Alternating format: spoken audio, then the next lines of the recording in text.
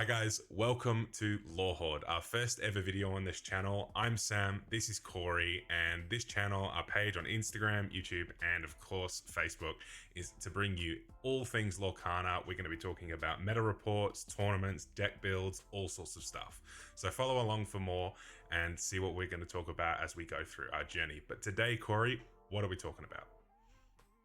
Well, Sam, today's main focus is going to be introducing who we are as Hoard, what our aspirations are for the channel, and the main thing is that juicy Inc 10K tournament that just appeared in the States. Yeah, and what a tournament it was. We saw so many meta-defining decks showing up in the top sort of 64, I think we're going to talk about. A lot of Amber Steel aggro, a lot of Blurple with the Dumbo. There's everybody's chase card at the minute. But I think what we're really wanting to get straight into is some of those top positioned lists. So without further ado, let's take a look at first place. We are going to go into... All right, so the first place deck that we saw at Inc 10K core constructed was ASBGA by David Sandbaum. Now, it's an Amber Steel aggro list looking straight at the Aurora and, of course, the Tiana line. Corey, what do you think about this deck? What do you think it performs well in, and how do you think it flows as an overall unit? Firstly, that Aurora Tiana combo, absolutely beautiful.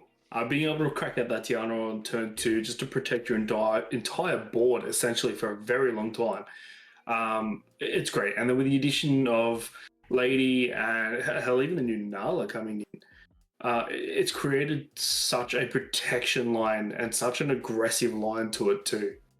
It really has. I mean, I'm looking at a turn 1 Aurora, a turn 2 Tiana, following it up with a Lady, possibly even a Nala, depending on how your hand looks. You might want to go with the Dock, discard and draw 2, but it really is looking like a problem for a lot of control decks who just cannot keep up pace. I mean, by turn 4, you're questing for an insane amount of lore. Tiana locks your characters out from challenges. I think it's just a really fast and difficult deck.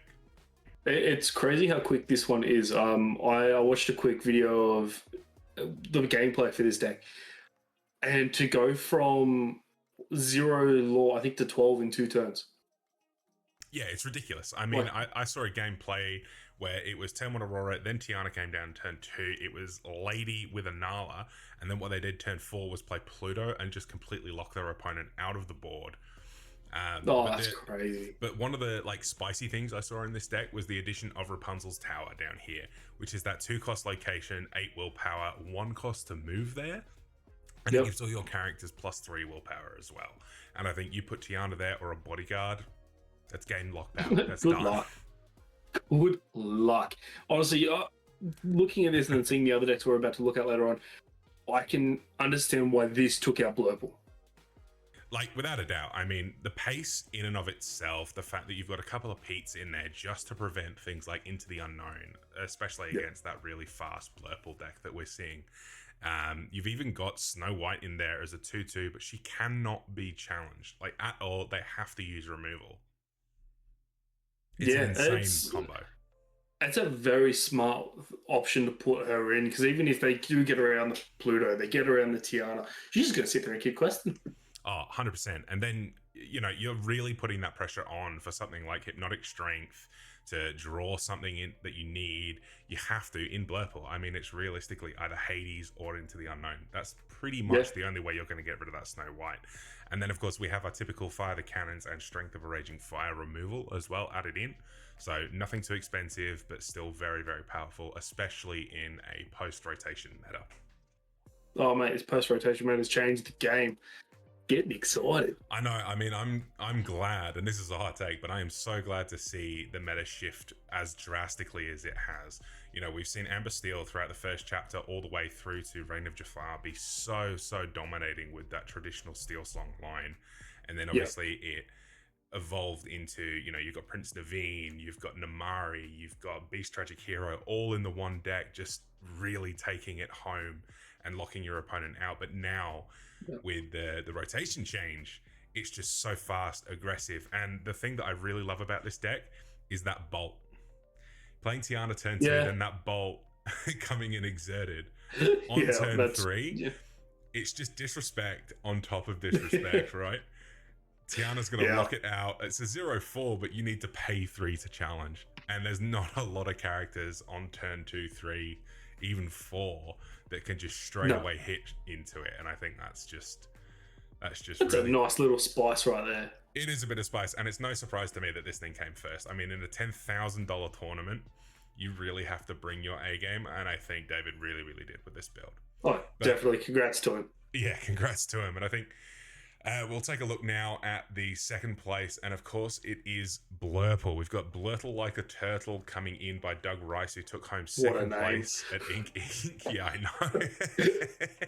It's a really, really spicy list as well, considering you've got quite a lot of that high cost curve in the back end of this deck. Yep. But one of the things I'm loving seeing come back into the Amethyst rotation are cards like TikTok, who is that 6 cost inkable, a 4/7 stat line with evasive. Yeah, that's exactly right. When was the last time you saw that card played? Never. I've never seen that card played. And I tell you why, it's because pre-rotation we had so many alternatives like Peter Pan Shadowfinder, followed up by like Iago, which is still in this list, but you know, with the addition of like Dumbo to the rotation, to the card pool, it's an insane list to really pop off. And I mean, especially those evasives that only quest for 1 anyway, suddenly you've got that no loss effect, especially in a deck that has so many resources in your Inkwell to, you know, keep drawing, keep gaining lore, and really not losing any tempo. Oh, that's exactly right. The addition of that new Dumbo, 9th Wonder of the Universe, has made this deck so quick at draw power. It is insane. Yeah, and I mean, it's going for, in Australia at least, about $130 per card. It might even be going up now. I haven't checked the latest the number yet today, but it's really, really getting up there. And I mean, even... Can we just point out... Oh, yeah? Who would have thought that something would have taken over Maui Half Shark as one of the highest pricing core constructed cards? Yeah, I know. I only just bought my 4th copy of Maui Shark, and I think I got it for like $75 when I bought it. Nice. And now we're looking at Dumbo, which is almost double the price. But that's okay. We've got enough content that we'd start cracking for more anyway. Yeah, but one of the things, Corey, that I really do like in these Blurple lists is this addition of the 1-cost Basil. You don't see this enough. A cheeky 2/1 inkable that has support, and I think on turn 2 you can give something else support. Maybe on turn 3 you give that to Tipo. If you play him turn 2, you can just straight up smack into something. And I just think that the line there, even when you pair it with Elsa 5th Spirit, you know, she rushes in, you quest the Basil, you give her support, she smacks in for 4 and is evasive. So difficult on the clapback too. It's a smart way of bringing up that strength ability. I haven't seen that in honestly a Sapphire deck for a very long time, to be able to bring the support in where they can just pop over the stronger cards now. And with people now looking at, okay, what can we play? And Basil popping up out of nowhere. I mean, Might's hide everywhere, but you never expected to be in a top deck. No, I know, but even in Reign of Jafar, we had that dual ink Ana, you know, the 6-cost shift 4, I can't remember the name of the card, but she quests for 2, is a 3/6 stat line with support.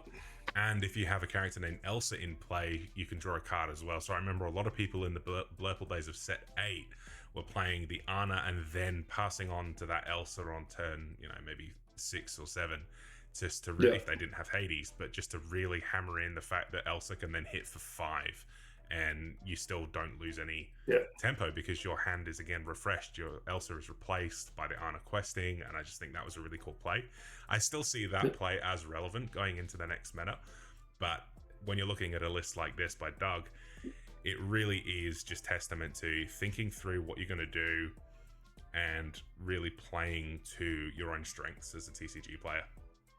Yeah, I think one of the big things that I'm loving about this deck, and I'm pretty sure you'd agree with me, Hypnotic Strength finding its return.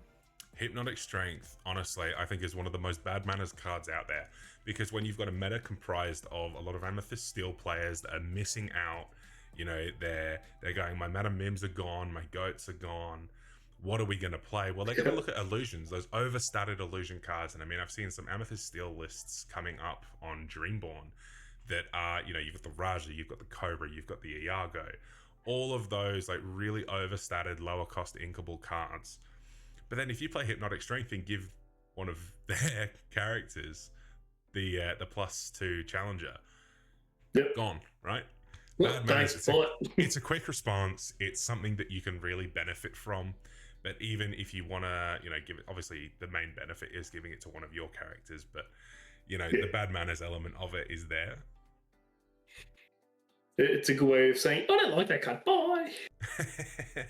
My favorite is Improvise in Emerald. Yeah, It just gives a chosen character +1 strength. You draw a card, and it's 1 cost inkable. You use it to get rid of a vanish. But yeah, this kind of reminds me of a blue card that we all miss in the name of Popsicle. But yeah, we don't talk about Popsicle, much like we don't talk about the certain the Bruno. 0 card Bruno. Yeah, number 0 in the set that got released with Fabled. Which of course we're now, I think, 2 weeks into the release of Fable. First full week after the official release. 2 weeks after the pre-release, but second place Blurple list, and even third place as well, coming in with Richie Young's version of Blurple, again focusing on that Dumbo line. You've got a lot of evasives in here, and something that I think is really spicy here is the addition of that 4-cost uninkable Scrooge McDuck that you can play turn 3. Ramp. Yep. I had to stop for a second. I was like, wait, that doesn't work. yeah, on turn 3, you play, Tifo. It's alright, we'll edit. Yeah. Yeah, but in third place, Corey, we've got this Blurt list by Richie Young. Again, we're seeing the Dumbo shift line, not the shift line. What did he say? Hang on. Yes. I forgot that Dumbo doesn't even shift. What am I doing? Alright. So coming into third place with Richie Young's deck, it's his version of Blurple, looking at the Dumbo evasive line. You've got Genie, Iago, Elsa TikTok, all of those characters to keep it spinning. An addition here is Second Star to the Right, which we also saw in the second place list, but we didn't touch on it really, because I think in here you've got a way earlier chance to sing that coming into turn 5. Yeah. And you just choose yourself, draw 5 cards, you're instantly back in the game. You can draw into what you need, like Vision, Into the Unknown, even Hypnotic Strength, and some of those other characters as well. Yeah. Well, one thing we haven't touched on about, it's been beating both lists so far. Madam Mim Elephant. Yeah. Fantastic card. That 3/7 line, she's the only card that's left in Core Constructed that can bounce, aside from Madam Mim Rhino, I think it is, where... Yes. But the added benefit with her, Corey, is that at the start of your turn, you move 2 damage counters from her to a chosen opposing character. Now, the power with that is amazing. I prefer her in a Ruby Amethyst list, and I'll tell you why in a minute. Well, the Hades? The 7-cost Hades on play and quest, you can deal 2 damage to a character of yours, you draw 2 cards. That cycle of Hades and Madam Mim is just brutal, but in Blurple, I can really see the control elements here too. Yeah, definitely. Especially when it comes to with Bell being able to move the damage, Madam Mim moving damage, the control around the evasive thing, putting stuff back in your inkwell. The control that this deck has been next level. I know, and even the turn 1, turn 2 with Basil Rafiki as an option as well. Let's say you missed ramp, Basil Rafiki is also fantastic, because suddenly your Rafiki's hitting for 5 on turn 2. Isn't that crazy? Like, let's say turn 2, the aggro player plays Rapunzel's Tower. You can just straight up knock that thing for 5, and what can they do in retaliation? They might be able to get rid of Basil. They might be able to get rid of Rafiki, but not both on turn 2, 3. That's exactly right. And by the time they have it out to Basil and Rafiki, ramps happened. You're already playing Dumbo. You even might be playing Genie instead. And then you're leading straight into like Belle, Elsa, and then eventually the Hades line to just start removing things. And I think against aggro, this version of the list by Richie Young is what you're going to want to play. If you're looking at Blurple as a deck, and I know that Dumbo is still hard to find in some parts of the world. I mean, I know America and Europe has some supply problems, but it just being a really expensive card off the get-go, and the release market has still not settled too much. But against an aggro deck, this is probably the Blurple list you're going to look for, and I think it's really, really that early pressure. Yeah. All right, so taking a look then at the third place. Oh no. It's actually not third place. Alrighty, so taking a look now through top 16, another deck I wanted to highlight is something similar to what I'm running at our local Metacory, and that is the Ruby Amethyst Damage Control deck. Now, there's a few different names for it. I mean, Flinger Dinger, you know, you're throwing damage around and flinging it around to other characters. I call it Damage Control because you're really sort of making sure that you can keep the opponent's board at bay. Like, yes, you're taking some negatives. I mean, you've got that one-cost Mulan that comes in, but the shift line is insane. You know, that shift line with the Mulan on turn 5 is fantastic. Yeah. She's suddenly clearing out 3 characters for 5 hits, for 5 damage each, and that's insane. But some of the early pressure here, Corey, you've got Lumiere on turn 2. Yep.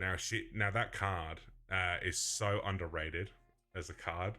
I know people love it, but the ability to give things like Diablo, Palace Guard, Queen of Hearts, all of those, an additional strength is very good, especially if you've got Mother Gothel in play as well.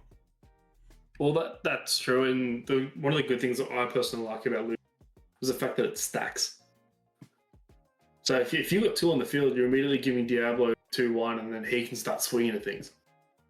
Yeah, that Diablo can actually be quite a problem if you've got a couple of Lumieres out, hey? Like, that Lumiere, the stacking ability of it, and even when you get down to turn 3, playing Elsa, turn 4, you can exert her to exert a choice of opposing, smack Diablo, smack Mulan, or whoever into something else just to, you know, get rid of something that they might have only just played or left ready on purpose or whatever it might be, is kind of really, it's really funny. And I mean, it's a similar list to what I'm running, but some of the elements in here, you know, you've still got that Prince John, again, a massively underrated card. 3 cost, 5/5. Yes, when they play characters, you take a damage on him, but you know what? Against an aggro play, turn 4, you play like a Panic or something like that, you know? Turn 4 Panic, move 2 damage counters, you can suddenly get rid of a Calhoun or get rid of a Nala or whatever it might be off the bat, where you've really got that element of like high control, high board recovery, and high presence to be able to handle pretty much everything that comes at you. Yeah, and the ability, I really like that Bell Prince John combo that you've used previously on myself, in fact, and I still don't like you for it. Some will span the board, and it doesn't matter because Bell drops. Here you go, see ya. Yeah, especially if you've got her shifting as well. So we've got a 3-cost Bell that is the like moving 1 damage counter version. You know, you shift this other Bell onto it, you're suddenly moving 3 from John onto something else. You might even be able to sing things like Be King Undisputed, which is a fantastic board control option for Ruby Amethyst. Yep. I mean, you've got Hypnotic Strength in here. I mean, I would personally not run that in this deck. I would run things like Be King, Pirate's Life, all of that kind of thing. I mean, we can go through my list, but Ink, I think this really did well for top 16. Oh, yeah, definitely. That wasn't a combo that I expected to see with such aggravation, but I'm glad it happened. Yeah, I know. And even post-rotation, I mean, if we're looking at before that really hit, we're looking maybe Arcasia's Island era, where Ruby Amethyst really had some of that top positioning in a lot of the meta, where you've got Lady Tremaine, you've got, who was the other one?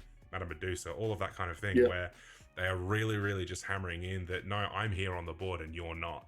So to see Ruby Amethyst come back in such a way where they've really been pushing this like damage-based build is really, really interesting. And I think it's something that a lot of those technically minded players will be loving around going into the Fabled set. Definitely. Alrighty, guys. And looking at the top 32, an ink combination that I am myself a huge fan of, especially going into the post-rotation meta, is blue-green Sapphire Emerald coming up and making its place known in the meta. Now, you guys won't know this yet, but I'm hoping over the course of Hoard and what we sort of do on this channel, you will know that I love Emerald and Sapphire as a combination. I've been trying to get it to work for, like 3 sets now, Corey, since probably Azurite Sea. Yeah, about 4 sets. Yeah. And so trying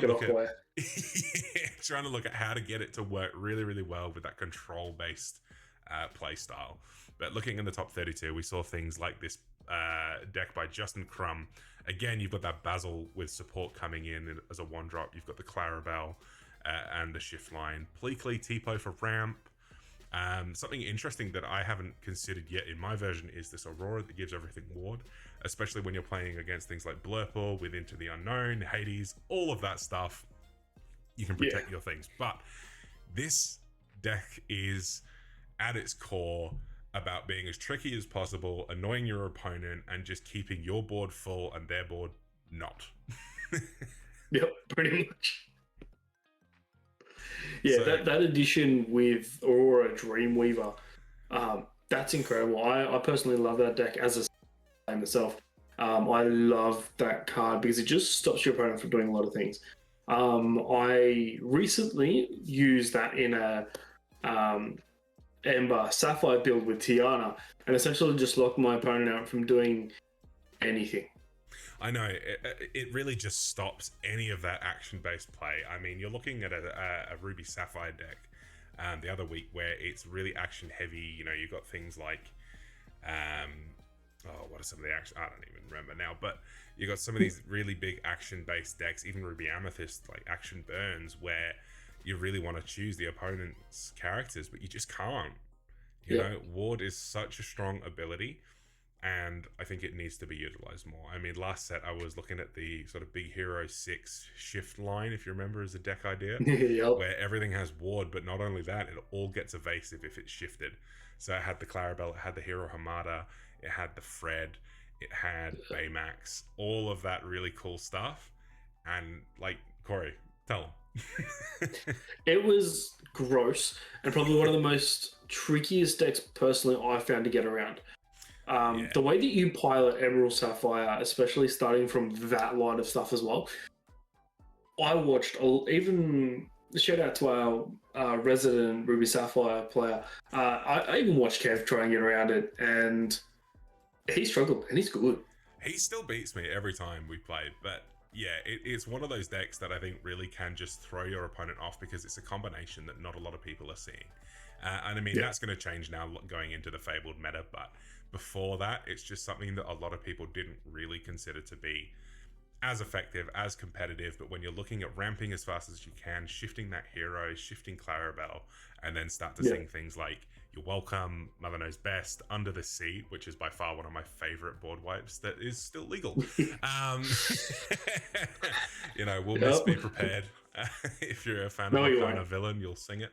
But shout out to Baker. But yeah, no, I look, I had Be Prepared. I didn't really use it that much.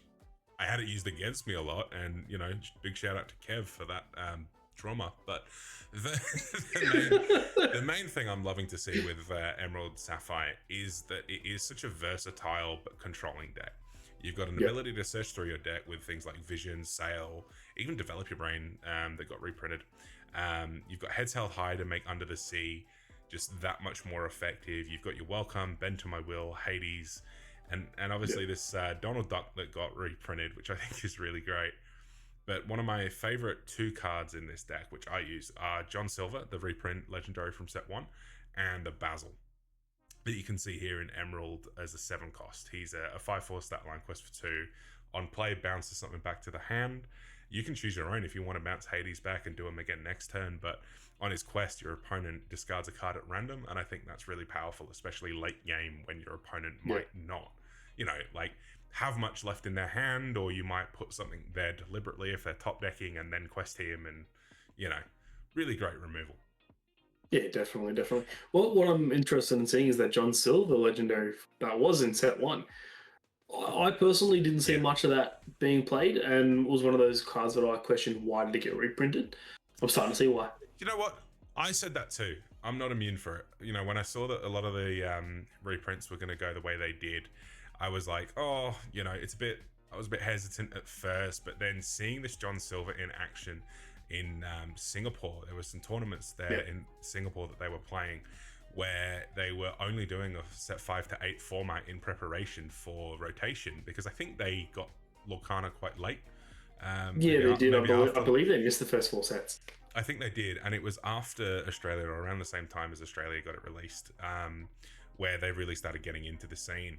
And a lot of people were playing Emerald Sapphire, and I just think it was a really cool addition to this like deck just to sort of see it go in a different place. Yeah. I mean, you've got the Mufasa here that everybody loves. I mean, beautiful artwork. It's one of the mats for this set as well, which I think is really cool. But one of my favorite cards that I use in this deck is the new Max Goof in Emerald, the 6-cost Shift 4. He's the new Ursula Deceiver of all. So when he quests, you sing a cost 4 or less song from your discard for free and put it on the bottom of your deck. So, you know, you might sing You're Welcome with Clarabelle, quest with the Goof, do it again. You're drawing at least 4 cards more than you had in your hand to start with at the end of your turn. And you know, it's just a menace as a play. I'm definitely not fangirling about blue-green coming into the meta or like anything. I mean, I've only got 2 of the lists open, but you know, top 64 top 64, we've got a different version of it here, looking at more of the shift line. And one of my favorite tricky cards is Ink Geyser, where you can really get into that ink manipulation play. Corey, I know I might have victimized you a little bit with this card in the past, but... No, I don't know what you're talking about. It's fantastic. And I mean, when you're looking at a ramp deck here, I mean, you've still got the T-Post Sail, the Azurite Sea line, but in here, what I like that is a cool idea is the Jeweled Collar, which is whenever one of your characters is challenged, you can put the top card of your deck in your inkwell. Face down and exerted, which is again a pretty good way to sort of stack up your resources if you're not running things like Pleakley or Kida or, you know, some of those other ramp cards that we have. But the Baymax is a universal shift 4, so you've got Bobby and Tipo in this list, which are fantastic targets. You've got a few Jasmines in there, especially the shift one, and she's really, really good at clearing out those exerted, I think it's exerted characters on your opponent's board. Really, really cool card. Well, one of my favorite additions to this now as well is Louis. Yeah, he's a fantastic card. 3 costs. Comes in exerted, gives you your opponent reckless. Have fun. And I mean, look at that stat line, right? They had to make him come in exerted purely because it's a 4/3. Yes, he only quests for 1, but turn 3, you're not really doing anything other than that anyway. But you're looking at Lewis to just really stop things like Daisy from questing, you know, like make that big 1/4 character challenge. Yeah, that's exactly right. That puts a lot of halt onto a lot of aggro players. That's what I personally found with Louis when I used it. It just stops a lot of aggro. Yeah, look, I mean, a lot of the decks that we're seeing in the control playstyle are looking at anti-aggro and how do we just be as inconvenient to that as possible. I mean, I've played against this Amber Steel aggro and a few versions of it, and every single time in the lead up to Fable coming out, it just shocked me. Like I was sat at locals. Big shout out to Mega Games out our way. But I was sat at locals playing a version of this blue-green against one of our mates who was on Amber Steel aggro, and she just hammered my deck, and I couldn't catch up. But when you've got things now that, you know, you can get that under the sea out really quickly, it's great. But yeah, it's looking like an aggro and blurple heavy meta, and my top lookout is for something that can deal with those. Yeah, I think you're right. I like to see more kind of popping up into the meta that can help deal with blurple and aggro. Am I a fan of Emerald Sapphire being the guys to do it? No. But you know what I'm even happier about?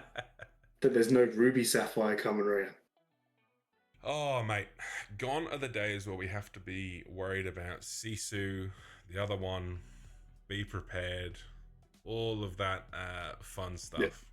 And I know someone that might watch this video is going to be a bit angry about our Ruby Sapphire bagging, but yeah, I can hear a negative review coming already. Thumbs down on that video. I can already see that, you know, since rotation, the meta really is going to get healthy. I've seen a lot of people talking about making Blurple decks, but I've seen a lot of people going, everyone's going to be playing Blurple. I got to figure out how to beat it.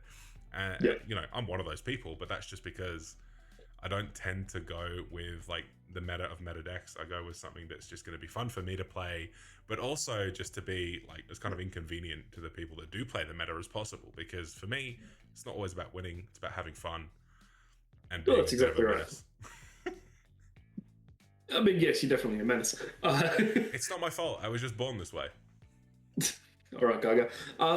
So we one of the biggest things. Again, I personally love Blurple. I have not finished the deck yet.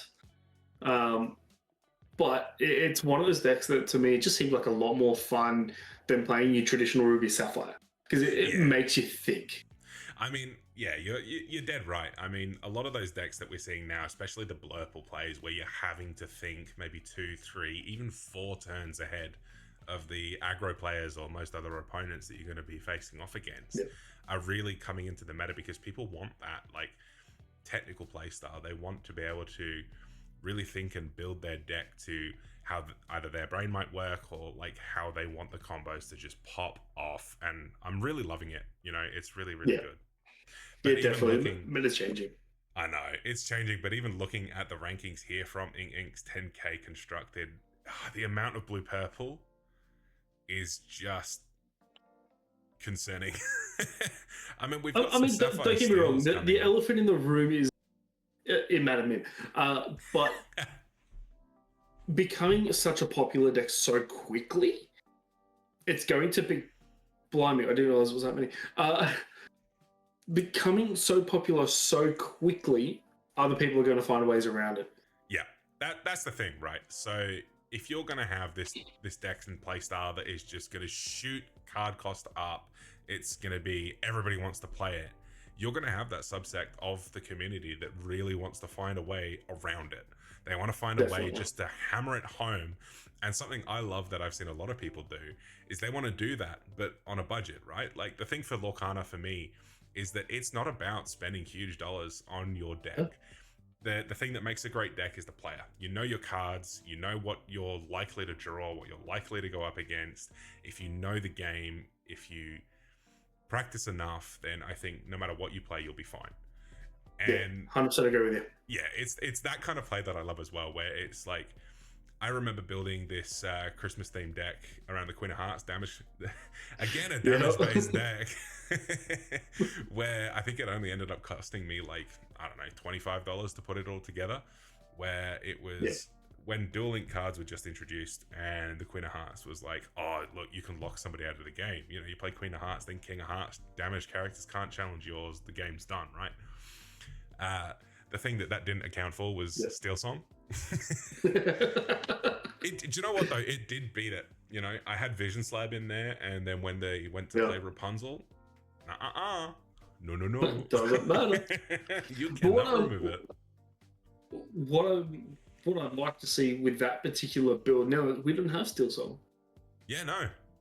So I personally think, why not bring the Queen of Hearts around for another session? Look, I'd love to. You know, I have that deck sitting in my Lorcana storage at the minute, along with way too many to begin to count. But you know, I like building decks, right? Like, I feel you.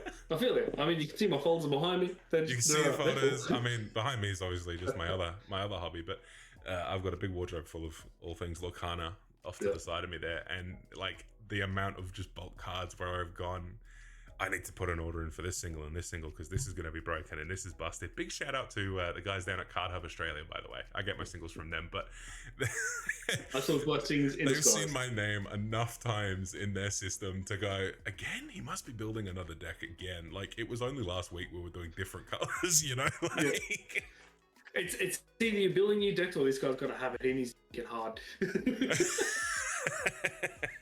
Yeah. But look, that was the Inking tournament, a big 10K tournament there. A lot of players, a lot of cool decks to look through. I think the guys that came up in the top 4, top 5 did really, really well.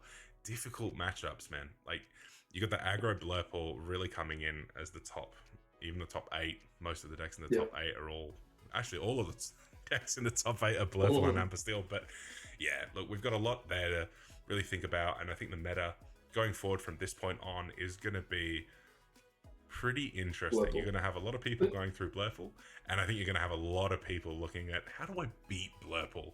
Like, everyone is going to have that one person at locals, wherever they go, that just, they know is going to bring Blurple, and they're going, nah, I'm going to beat you. This time for sure. I'm going to beat you. I'm going to find a way to beat you. Shout out to Kev. But you know what? Also, real quick, before we move on, shout out to the one Sapphire Steel ally player. Honestly, I don't know if you've seen their deck list, but it's actually quite spicy. It brings a lot of fun into it. And as a Sapphire Steel player, that warms my heart. Sapphire Steel is something that I really like the look of, especially now that we have this really cool Scar in here. Yeah. Finally King. If you combine that with Alice, who gives everything support. Gross. I played a game against one of our other friends the other day, Corey. I drew 40 cards from my deck and lost because I decked myself out. I had a Pluto bodyguard out, Giant Tank, Scar, and Alice. And I think a Genie or something like that. And I just questioned them all. I think I ended up giving like 30 something back to the Tinkerbell, who was already on like 10. And I was like, yeah, no, I'm going to choose that. Looked at my deck and went, can I change it? And they just go, nah, you did this to yourself. No, exactly. That was doing that. Sounds like yeah, I know. Yeah, big shout out to Ed. But no, it was a great game. But yeah, Blue Steel is looking pretty fun, especially after we've had that post Hiram Fortisphere ban dust settle. Yeah. Popsicle's gone. A lot of the items are gone, and you know, item plays are great. I think the meta needs to change. We'll see how it goes. Items could stay. They could have stayed. Popsicle was hurting no one. Yeah, Can't tell I'm salty. You weren't building an item deck or anything, were you? Yeah. No, not at all. Nah, not you at wouldn't all. be I only doing that. had my Tamatols for like a month. Yeah, of course. Oh dear. Alrighty, guys. So we're gonna move on from Ink, but that was that talk. We want to talk a little bit about what we're doing here with Hoard and really look at, you know, what's the channel about? What are we here for? And why you're looking at another two guys sitting down over microphones chatting the shit about another card game. Yeah, I mean, we haven't changed from the other 1,001 people doing this as well. Aside from the fact that we have Aussie accents. Well, I have an Aussie accent. I got a half English Aussie, but you know, I pass, right? Yeah, definitely. But I think one thing, Lord's all about helping our community as well. So not only just giving you reports and telling you, hey, these decks are doing great, build them. We also want to help our community. So if we have players who are struggling to take out those Blurple decks, take out those aggro decks, we're going to have content coming up that's going to help you fight those decks with certain Inkwell and certain combinations, I should say. Yeah, we're going to really be looking into a lot of the deck build side of things, some gameplay. I mean, Corey, we're going to sit down, get some gameplay down, test out some decks that we think are going to show up in the meta, and just really break it down. Like, how are things going to change? What are the strategies you can use as a player who might be getting into the game for the first time? I mean, Fable's a great time to do that. Or an experienced player that maybe took a break, is coming back, or somebody that just wants to know, like, what are these decks about? You know, like, how do we face off against things like Blurple or Amber Steel aggro? You know, it's really interesting. But even that's exactly right. Yeah, but even for me, like, Corey and I, we've been talking for a little while now about how do we bring our passion for Lorcana to a wider community, just to talk on a really grassroots, down to earth level about, you know, what's going on in the scene. And I think Hoard is a really cool creation where we now get to share that with you guys. So stick around, follow us on our platforms, and stick around for the journey, and hopefully we make some stuff that you like. Yeah, and the good thing about it, it's not just our mugs that you're going to be looking at as well. We're really excited to be bringing on some guests onto Hoard, getting their input on how they like their meta, whether they're from our local community or from outside the local community, what they're seeing at their locals, how their set champs have gone. That's something that I'm very excited for, is to bring the community on board. Yeah, I think so. And look, you know, we are self-aware, just two guys with microphones on a computer, but at the end of the day, we just love Lorcana. You know, we love building decks, talking about it, playing the game, collecting some shiny cardboard. And I think, you know, since we started playing Corey at our local stores, it's been, you know, a growing effort. You know, we've really grown the community. We've seen a lot of new players come into the game. It's been so fun, you know? Well, that's exactly right. And the range of players that we have too. I mean, shout out to the young family that comes out every week, makes the Yeah. almost 2-hour trek down the mountain. Originally got into Lorcana because their daughter got into it and just liked the collecting. And now the parents are involved, and it's so good to see them every week and the excitement the three of them bring. You know, you got the parents that are coming in going, oh, we had a thought about these decks, we want to try them out. And talking about Ember Steel Aggro, it was the mum that I played off against that just went, I've got this really cool deck. Smash me in 5 turns. It was such a fun game. Love it. Like, it was so cool just to see them like have this family hobby that they can share together and then come out to a local community, make some friends, you know, playing their first ever set champs recently as well. It's just so fun. Like, the community is all about well, this is what the game is all about, right? Like, building that community, sharing a hobby, having a bit of fun. And I tell you what, everybody that we've met down the locals has been great. Lovely people. Well, that's awesome, exactly right. Awesome people to be around. I've been playing TCGs for a better part of 15 years. In my introduction post, I did quickly break down. I played Yu-Gi-Oh, I played Magic, I played Pokemon, played Force of Will for a game that grew up and died in 6 months. I don't even know about that game, so there you go. Exactly. Lorcana by far has to be my favorite for a community base. Yeah. I mean, for me, it's my first ever TCG. Like, I've always been somebody that loves a hobby. I mean, look behind me. I've got stupid amounts of shiny plastic bricks that I love to just put together and hear the clicks as they go in. But little clicks, they're great. But I've never played a TCG, and I got into it because my partner, Lexi, she comes home one day. She says, Sam, look, there's this Disney. She loves Disney, right? So she comes home, there's this Disney card game. I want to get some cards, give it a go. And I'm sat there thinking, you know what? Yeah, let's give it a go. Never played a card game. I mean, I had Yu-Gi-Oh cards as a kid. I never really knew what they did, but I just liked the illustrations. And we sat down there playing it, and I think something in my brain just went, this is really fun. Oh no. It just flicked like a switch, and from there it's just been deck build after deck build, leagues, locals, set champs, and just meeting this great community. So stick around with us on Hoard, guys. We'd love to see you around. If you're ever out in the Penrith area, we play on Saturday nights. So come see us, come have a go. Yep, happy to have you on board and get your input. Let's have a few games and let's see how we go. Yeah, welcome to Hoard. Good to have you on board, guys.